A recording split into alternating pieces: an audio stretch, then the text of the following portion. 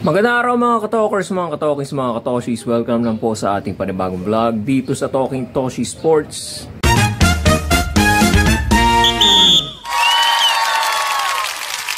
Alright, bigyan natin ng pansin etong papalapit na, malapit na, mga more or less mga 3 to 4 games na lang bago matapos itong elimination round, elimination phase ng UAAP Men's Basketball Season 88. Dahil ayun na nga, no, makikita natin sa ating team standings ay magkakadikit sila, no? At bibigyan ko po kayo ng slight insight, ano?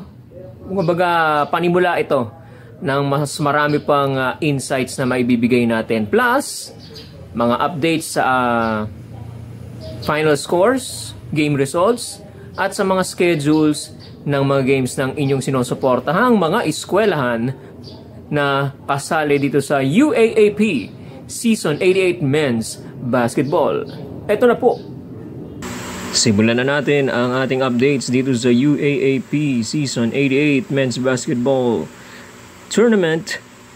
Strength in motion, hope in action. Results na muna po tayo. Laro sa pagitan o laban sa pagitan ng UST Growling Tigers at UE Red Warriors. 109-97 nanalo po ang UST Growling Tigers. Pinutol na po nila ang 4 na sunod-sunod na talo. 4 straight losses. Naputol na po ng UST sa pamamagitan ng kanilang pagkapanalo. Dito pa rin sa wala pa rin panalo na UE Red Warriors. Yan po, 109-97. Sino po ang best player? Walang iba kundi ang kanilang FSA, si Collins Akowe, na nagtala ng 16 na puntos, 16 na rebounds lang naman. At kalahati, 50% sa field goal or sa field, ano? At 60% sa free throw line. Good performance. At congratulations dito kay Collins Akowe na tinanghal bilang best player of the game. Pumunta naman tayo sa ating second game sa pagitan ng FEU Tamaraws at ng NU Bulldogs. 70-64 na naig po. Nanalo po ng 6 na puntos ang NU Bulldogs laban dito sa FEU Tamaraws. 70-64. Best player of the game, walang iba kundi kanilang star player, go-to guy na si Jake Figueroa. 17 points, 6 rebounds, and 5 assists. Yan po ang mga game results po natin. At bago po tayo pumunta sa team standings, alamin na muna natin kung ano ang mga susunod na mga laro ngayong weekend. Okay, ito na yung mga laro sa weekend, ano? Sabado, November 15 sa Smart Araneta Coliseum. 1:30 PM first game natin ay ang National University Bulldogs going up against the UE Red Warriors. At UST Growling Tigers and the Ateneo Blue Eagles pa naman ang maglalaban sa second game. Pagdating naman ng linggo, ganun pa ring oras, first game natin, De La Salle Green Archers versus the FEU Tamaraws. And in the second game, the UP Fighting Maroons going up against the Adamson Soaring Falcons. Ayan po, mga importanteng mga laro na kailangan maipanalo ng mga karamihang mga teams na nandyan sa bandang gitna. Mamaya makikita ninyo, ipapakita natin sa inyo kung sino-sino yung mga yan at anong mga implications ang pwedeng mangyari pagkatapos ng mga larong ito na ating binabanggit. Okay? So, very exciting mga kababayan ang nalalapit na pagtatapos ng elimination phase going to the Final Four. Tingnan na ngayon natin ang ating team standings. Alright, updated team standings po tayo. As of November 14, 2025, nangunguna pa rin, nasa itaas, nasa tuktok ng standings ang ating NU Bulldogs Okay? O ang NU Bulldogs, National University Bulldogs with 10-2. Ang ating namang UP Fighting Maroons 8-3. De La Salle Green Archers 6-4. Nandiyan naman ang Growling Tigers, ang UST Growling Tigers with a 6-5 record. Ateneo de Manila University Blue Eagles in 5-5. Adamson Soaring Falcons 5-6. FEU Tamaraos 4-7.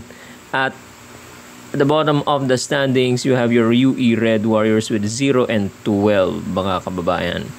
Practically, mga kababayan, ay wala na pong pag-asa. Hindi na po makakapasok sa Final Four ang UE Red Warriors. Obviously, dahil 12 talo na yan, hindi naman obviously na makakapasok yan sa Final Four. Ngayon, sino-sino ang mga nandyan sa team standings natin ng may pag-asa pa? Okay? So, itong magmula rito sa... Teka, ha? Okay. So, itong grupong ito, obviously, everybody except the UE Red Warriors ay may pag-asa pa. Okay? Ayan. So, i-discuss ko sa inyo, no, briefly, ano ba ibig sabihin ng bracketing? Okay? Bracketing or grouping of teams inside the team standings, ano? Sa loob ng team standings para makita natin kung sino ba yung possible na malapit nating pwedeng paalisin sa, kumbaga, parang maungusan o maungusan tayo. Okay? Sino yung pinakamalapit? Sino kayong pinakamadali? Okay? So, titingnan ngayon natin kung sino-sino ang inyong makakatabi at katabi ngayon currently na pwede nyo sipain palabas. Okay, ang lupit no, sipain palabas no. Maungusan o kayo ang maungusan, sino ang threat, no? Sino ang pwede ninyong malampasan pagdating sa team standing sa number of wins and losses. Okay? All right. So simulan na natin, ano? Okay. Let's start with NU. Ayan, okay? National University Bulldogs. Currently, ang NU ay 10-2. Okay? Meron na lang silang nalalabing 2 laro. Ano? It will be against UST and UE. Okay? Medyo meron sila ritong advantage, ano? So, i-expect natin ito ay ang magiging best record nila ay 12-2. Okay? 12-2, mga kababayan. So, tingnan na ngayon natin kung anong kanilang magiging kapalaran. Sila ay malalapit sa twice to beat advantage. Okay? Isang panalo na lang, okay? Yung laro nila sa Sabado against UE, magiging 11-2 na sila. Okay? So,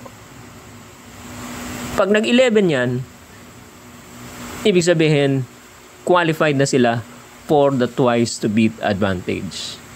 Okay? Qualified na po sila sa twice to beat advantage.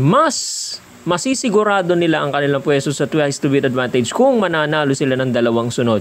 Magiging 12-2. Maiiwasan ang pagtabla nila sa UP Fighting Maroons. Although kahit tabla sila, okay, magiging second place pa rin ang NU Bulldogs. Twice to beat advantage pa rin, mga kababayan. Ang iiwasan lang nila ay maging 10-4 sila.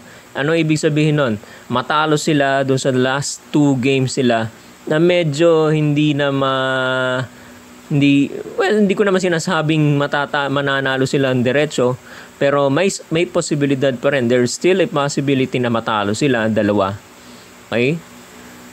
Pero UE, USFL, hindi natin masasabi. Okay? Kung alimbawa matalo sila 10-4. So yan ang iniiwasan ng Bulldogs. No? Na 10-4 sila. Bakit? Nandyan ang DLSU Green Archers. Merong 6-4. Pwedeng tabla-tabla. Pwedeng tablahin ng Green Archers ang record ng NU Bulldogs at 10-4. baka magkaroon pa ng komplikasyon. At yun ang iniiwasan ngayon ng NU Bulldogs. Gusto ng NU Bulldogs, sabi nila, gusto namin na makapasok outright sa Final Four na may twice to beat advantage na wala ng komplikasyon. Yun lang, ano? So, kailangan nilang maipanalo yung last 2 games nila against UST and UE. How about UP? Malapit na rin sila sa twice to beat advantage. Kailangan nilang gawin, maipanalo nila yung last 3 games sila against Adamson, Ateneo, and Lasal. Medyo mahirap-hirap to. Ang Adamson, pumapalag-palag pa yan. So, hindi dapat magpakampante ang UP.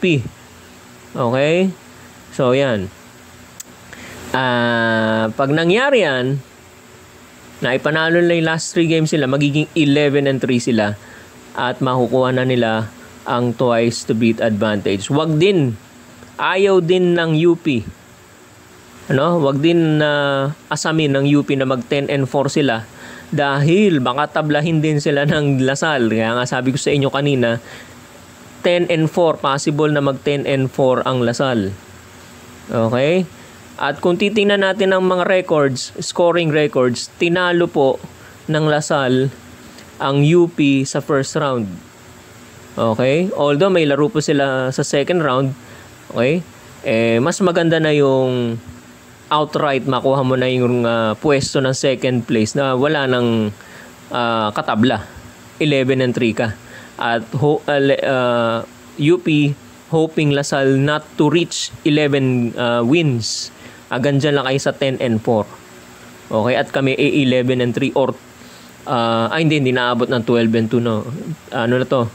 11-3 lang to. Okay? So, yun ang best na record na makukuha nila, 11-3. At kung hindi naabot ng Lasal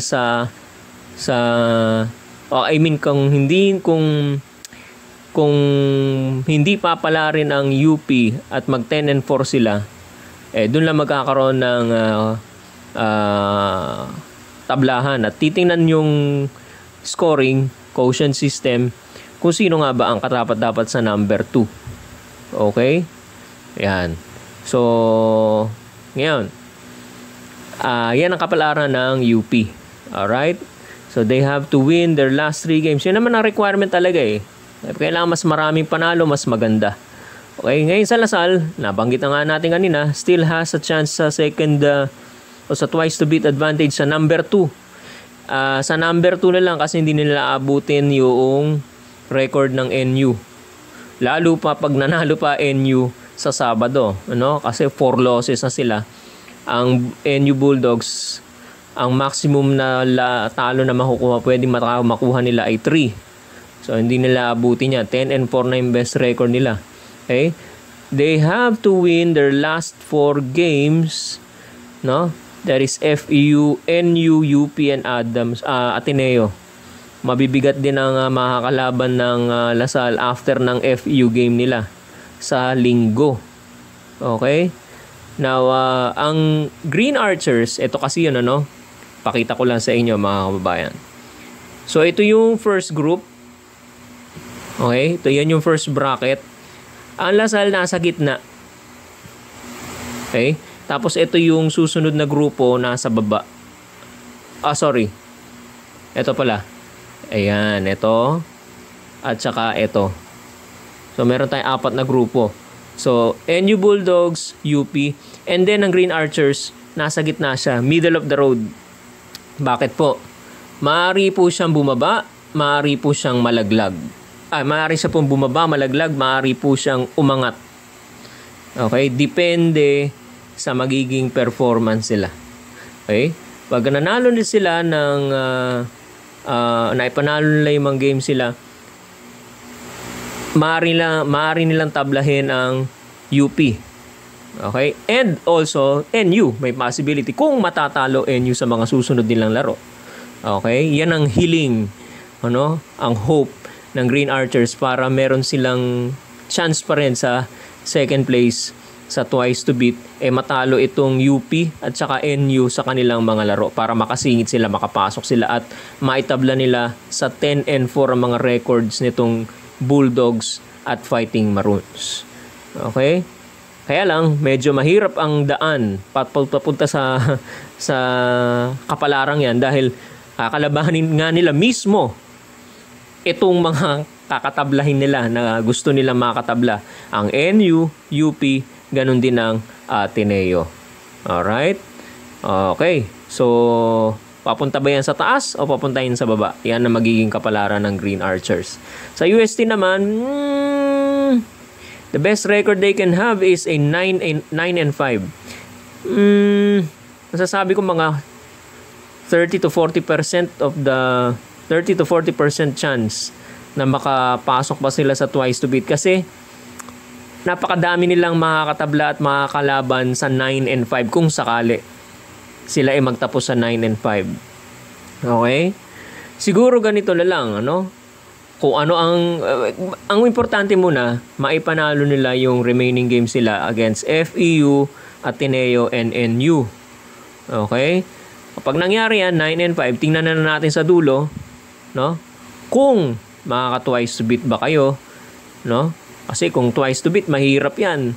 Merong Lasal sa taas, merong UP, may NU. So, mahirap makasingit niyan kung 9-5, no? Eh, ipapanalangin mo na matalo yung, well, hindi naabot yung NU, hindi na makaka 9-5 yan. 11-3 yan eh. Ito, ang UP at saka Lasal, i-hope mo, aasa ka na sila ay matalo. Mag 9-5 din sila. Okay? So, kung iaasa mo yun doon at ikaw ay hahangarin mo yung twice to beat, medyo mahihirapan ka.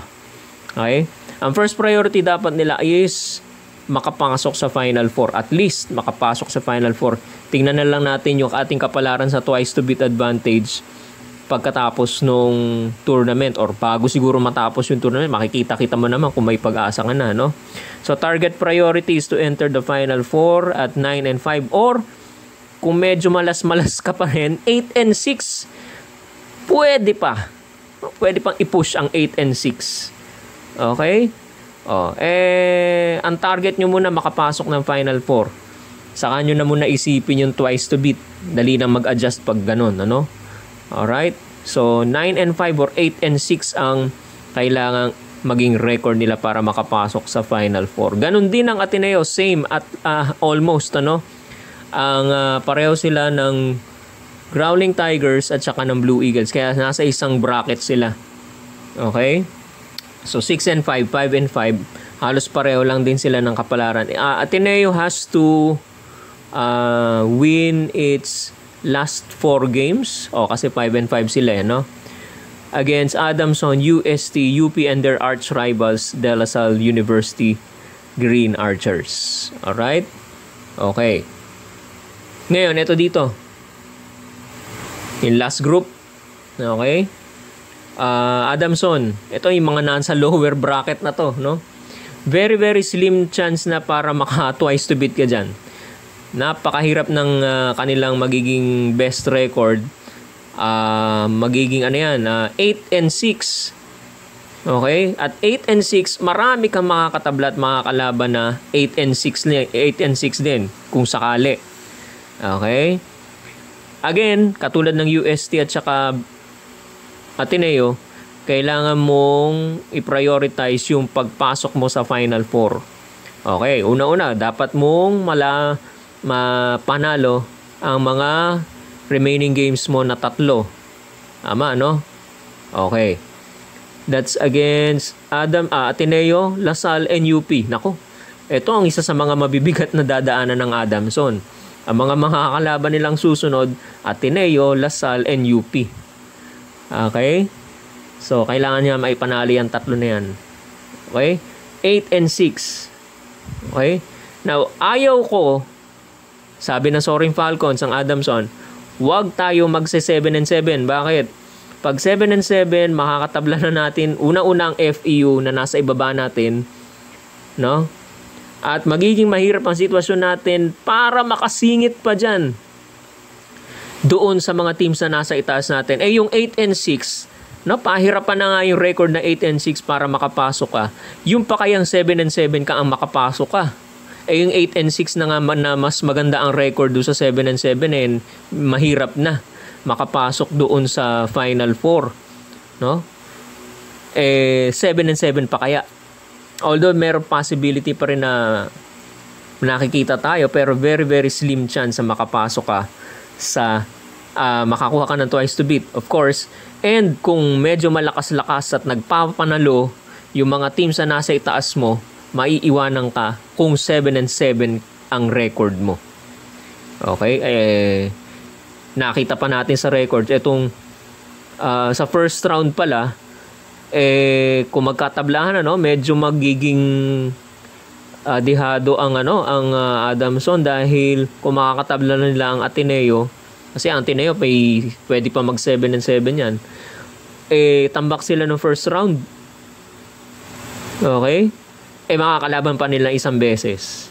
Triple, doble, triple kayod yan para ipanalo nila yung game, at kailangan mahabol nila yung quotient requirement. Okay? So, yan. Ayaw na namin ng ganun. Gusto namin 8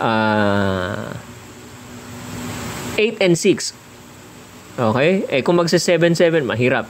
Kailangan 8 and 6.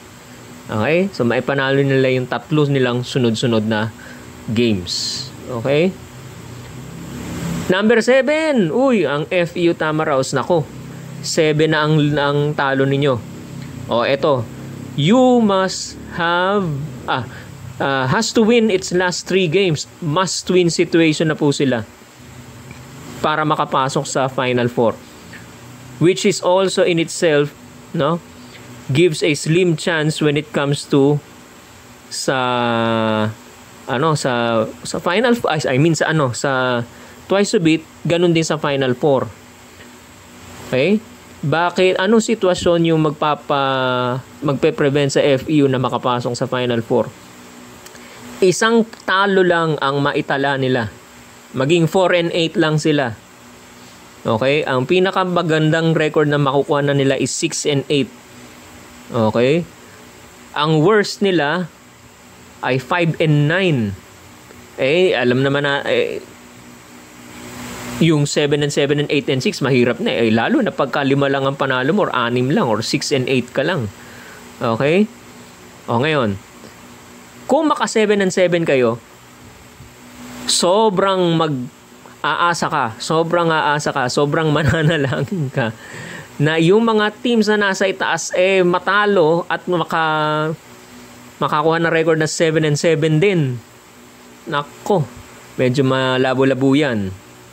Kasi yung mga nasa gitna, to.